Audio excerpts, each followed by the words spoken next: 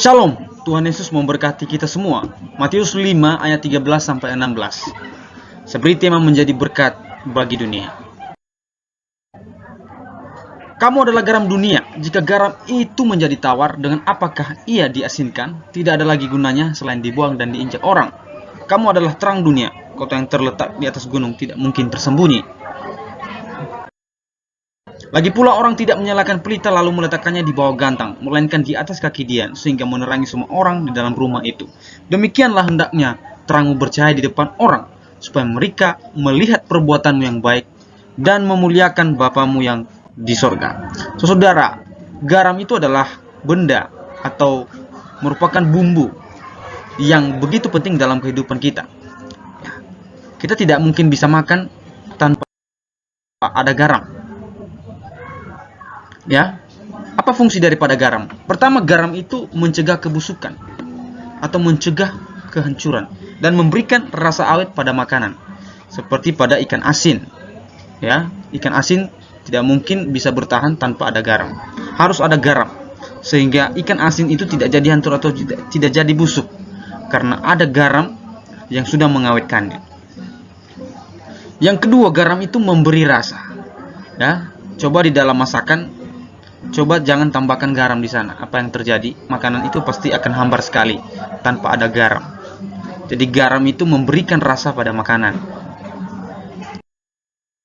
Garam pertama kali ditemukan di Cina, ya, 6.000 tahun. Pada awalnya garam dihasilkan melalui penguapan air laut di daerah yang terkena sinar matahari.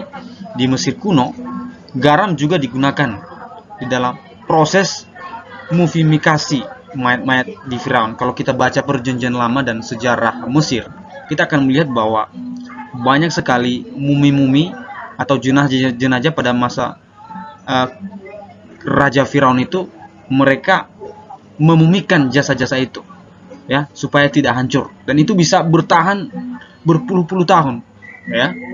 Itu karena garam. Oleh sebab itu,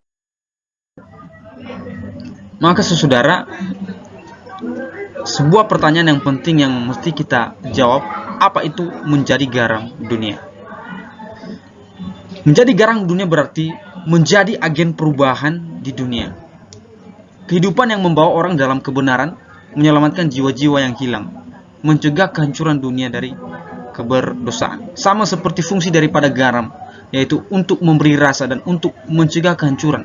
Maka keberadaan orang percaya di muka bumi ini, maka harus menjadi agen perubahan bagi dunia. Artinya kita harus mencegah dunia ini hancur, mencegah dunia ini berada di jalan yang sesat. Ya, saudara, Roma 12 ayat 2. Janganlah kamu menjadi serupa dengan dunia ini, tetapi berubahlah oleh pembaharuan budimu, sehingga kamu dapat membedakan mana kehendak Allah, apa yang baik, yang berkenan kepada Allah, dan yang sempurna. Jadi orang benar itu harus melakukan apa yang diperintahkan oleh Tuhan, yaitu menjadi agen perubahan di tengah dunia. Kita menjadi solusi di mana kita berada. Kita menjadi sesuatu yang bisa membawa perubahan dimanapun kita berada. Ya, kita mencegah kehancuran. Ya, saudara, dengan perkataan kita mungkin akan membuat orang yang putus asa menjadi bersemangat kembali. Mungkin dengan kata-kata kita bisa membuat orang yang mau bunuh diri menjadi tidak jadi bunuh diri, saudara. Dan melalui perkataan kita juga, kita mungkin bisa menjadi berkat untuk memberkati orang lain dan semakin dekat dengan Tuhan. Sebenarnya apa maksud Tuhan di dalam teks ini? Menjadi agen perubahan di dunia berarti adalah kita harus memberitakan Injil Kerajaan Allah kepada semua orang di seluruh dunia, ya, supaya orang-orang di seluruh dunia tidak jatuh ke dalam dosa yang besar. Dalam arti tidak masuk ke dalam neraka. Kita harus mencegah itu. Kita harus mencegah kehancuran orang-orang. Kita harus menyadarkan dan membuka mata mereka.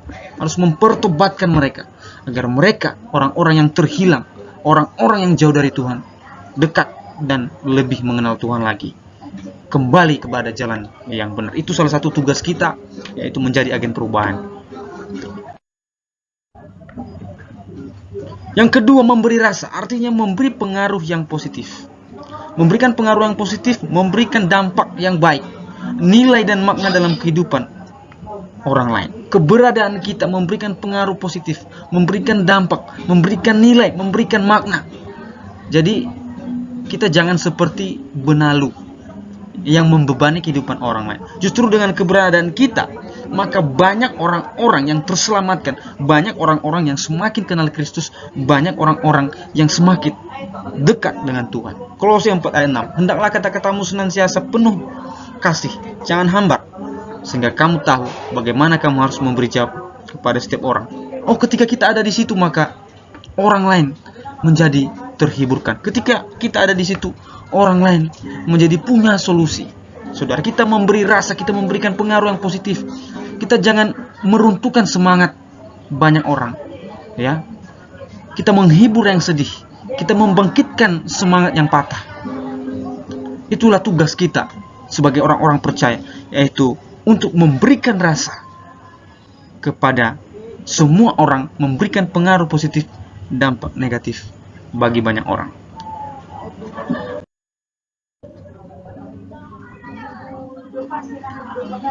Apa konsekuensi jika manusia tidak menjadi garam? Maka sama artinya tidak ada lagi gunanya dan imannya menjadi sia-sia, sama seperti garam yang tawar, kehilangan rasa asinnya.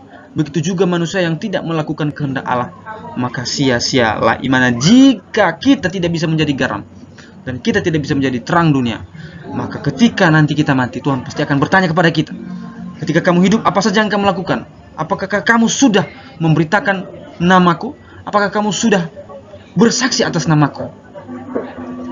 Jika tidak, maka seperti kata firman Tuhan, sia-sia iman kita, tidak ada lagi gunanya. Kepada teman-teman kami Tuhan memberkati. keseluruhan semester 3 yang sudah